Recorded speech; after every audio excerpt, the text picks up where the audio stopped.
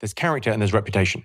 And reputation is what the world thinks of you, and character is what you know about yourself. And your self-esteem should be largely based on your character and a little bit based on reputation. Because reputations, you could take a hit every now and then. You get cancelled once in a while. Well, once every 18 months. Well, hang on, the Netflix special drops today, so I imagine I'm being cancelled right now somewhere. How have you come to deal with that? Because as a comedian, you guys get it worse than anybody. I don't know if we get it worse than anyone. I think we're sort of the canary in the mine. It's I don't know. I sort of view it as respectability is a prison, and the gates are open and people are desperate to be inside. Right? I'm not a respectable guy. I tell very edgy, out there jokes, and jokes are like magnets. They attract some people. I've got a big following. I've got a lot of people that watch my shows, and they really enjoy it. And like magnets, the jokes attract people and they repel people. Some people are repelled by my jokes and they think they're terrible. I'm not for everyone. I think you have to accept that. And, you know, it's when it comes out on Netflix, when it drops, that's when it kind of, the pathogen escapes the lab. Because people that didn't pay to see this are suddenly exposed to it. Someone puts a clip somewhere and goes, ban this filth. Okay. I mean, so banning stuff, it's like, I sort of view cancel culture as the new, and this isn't saying criticism isn't valid. You can criticize ideas, but you cancel people. And I think the cancel culture thing, I think it's the new book burning. It's no different. The people that burnt the Beatles records in the 60s, how'd they feel now? You feel like a dummy? I bet they feel like dummies. It's like, and obviously the basket of things that are acceptable and unacceptable change and ebb and flow through time. But really, it's you know, I'm a creature of my time. I'm gonna tell these jokes, and if they get big laughs, then great.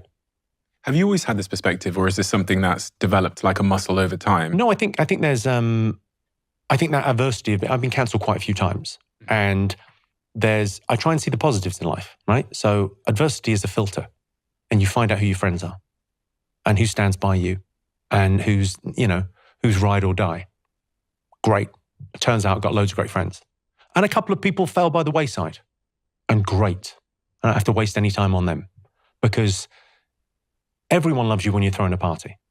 But in the tough times, you're a bit more difficult to love. And if people stand by you then they're friends. That's what it is. And friendship's such an important thing. It's something that we don't really think about. We think about a lot about our partners in life and our children and that side of family. Friendship for me it's such an important thing. It's such a huge part of my life. And really, when you think about it, why is comedy having this moment? Well, because comedians, it's a little bit like a friendship, right? There's no filter. And really, your best friend is the person you have the least filter with. Your deepest, darkest, you share, you're open. And a colleague, quite a lot of filter. And someone you meet at the bus stop, tons of filter, right? Comics, kind of, there's no filter. You see Chappelle on stage, it's him. Great. You see Chris Rock on stage, that's him. It's like you feel connected. It's lovely.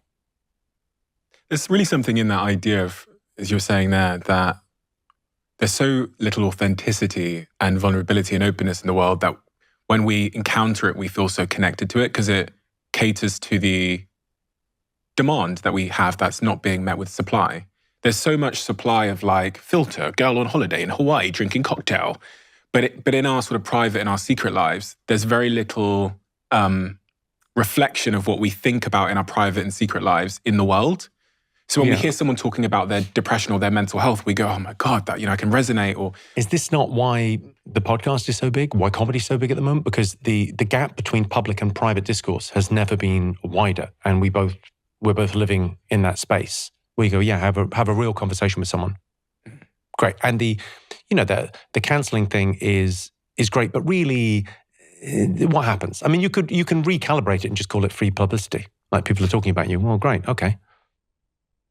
There's this thing called the eraser test, which one of my guests talked to me about before, Mo Gordat, where he said, if you could go back and there was a study done where they asked people if they could go back in time and erase their most difficult moment, would you press the button and erase it? And these are like really traumatic events. About 95% of people said they wouldn't. When you think about your most traumatic moments of sort of being cancelled or something like that. The best advice I got, actually the last time I got cancelled, I found a friend of mine who's been cancelled. And he said, you've only got to answer one question. Who's Jimmy Carr?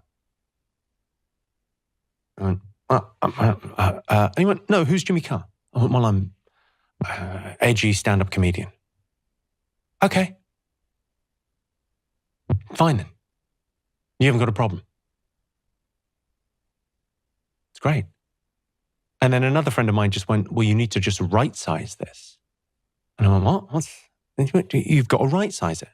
She said, what's happened here? You told a joke and some people didn't like it.